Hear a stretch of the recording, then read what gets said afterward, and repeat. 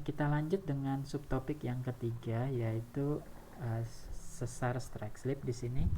Jadi ini contoh kasus saja pada beberapa jenis sesar. Jadi ada seismisitas San Andreas ya di sini. Jadi kalau kita lihat nih sesar San Andreas, Hana menanyakan bagaimana sesar San Andreas terbentuk ya. Jadi bisa dilihat di ini penyederhanaan ya. Jadi sebetulnya San Andreas itu jenis transform, yaitu menghubungkan batas lempeng. Nah di sini ada pemekaran samudra ya. Jadi ini adalah batas lempeng. Maka akibat pergerakan pemekaran ini, maka bagian sini akan terdorong sehingga dia akan menjadi dekstral di sepanjang San Andreas ini ya. Jadi itu dia berhubung dengan pemekaran gerak samudra untuk San Andreas. Nah kemudian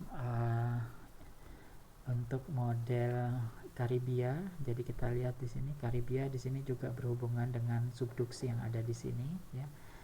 Jadi kita lihat modelnya. Kemudian di Mediterania dia berhubungan dengan kolisi.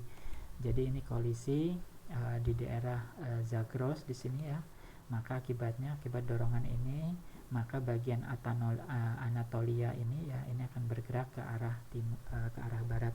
Nah seperti ini kita lihat ya. Jadi subduksi Arabian Plate ke arah Eurasia ya, maka ini menyebabkan dia bergeser ke sana. Jadi escape ya, lari.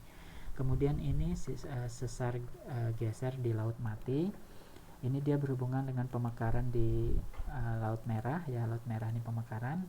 Nah, jadi karena ini mekar, maka ini seperti juga San Andreas ya.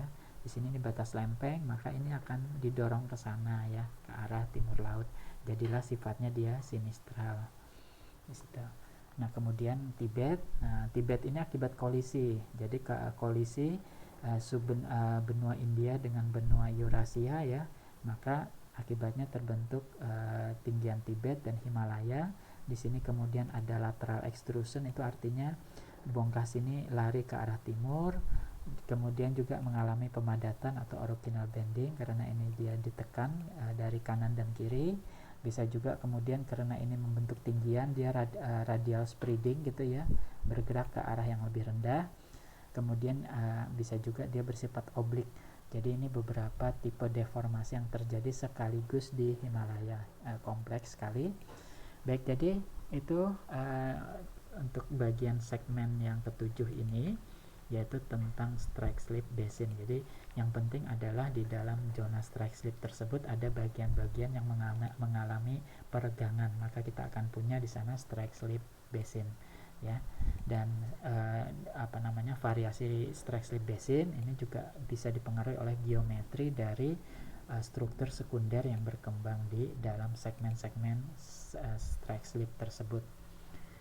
Baik, sebelum saya akhiri, saya ada pesan bahwa setelah ini ada satu topik lagi yang ditanyakan oleh Jatuh, karena Jatuh ingin tahu tentang teori geosinkline ya. Jadi silahkan kalian pelajari video tersebut, dan saya rasa karena topiknya cukup menarik, mungkin ada beberapa soal ya yang akan saya ambil dari teori geosinkline. Jangan khawatir ya, karena topiknya sangat menarik sekali ya, dan sebetulnya simpel saja ya. Dan selamat belajar ya mengenai dari topik pertama sampai topik ke geosinkline nanti. Jadi kurang lebih ada 8 topik. Sampai jumpa dan selamat belajar. Semoga semua sehat ya di dalam masa-masa waspada corona ini. Sampai jumpa.